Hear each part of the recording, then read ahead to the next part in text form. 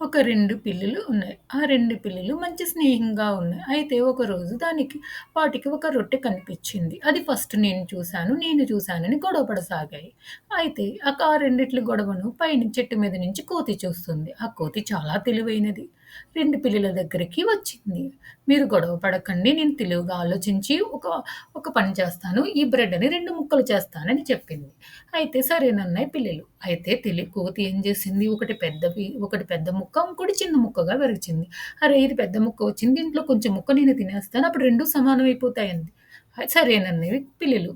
అయితే ఈసారి పెద్ద ముక్కలు కొంచెం ఎక్కువ తీసుకొని తినేసింది మంకీ. తినేస్తే రెండోదేమైంది పెద్ద ముక్క అయిపోయింది. మళ్ళీ ఇది పెద్దదయిపోయిందని దీనిలోంచి కొంచెం బ్రెడ్ తీసుకొని తిన్నది. ఇప్పుడు మళ్ళీ రెండో భాగం మళ్ళీ మొదటిది పెద్ద భాగం అయిపోయింది. మళ్ళీ దాంట్లోంచి కొంచెం ముక్క తీసుకొని అలా మొత్తం బ్రెడ్ అంతా ఆ మంకీ తినేసి, అయ్యో! మొత్తం అంత బ్రెడ్ అయిపోయింది అని చెప్పి చెట్టు మీదకి పారిపోయింది. ఆ 2 పిల్లులు చాలా విచారించాయి. 2 పిల్లులు విచారంగా ఒకదాని మొఖం ఒకటి చూసుకున్నాయి. మనం పోట్లాడుకోకుండా ఉంటే రొట్టె మనకే దొరికుండేది అని అనుకున్నాయి. దీనిలో నీతేంటి?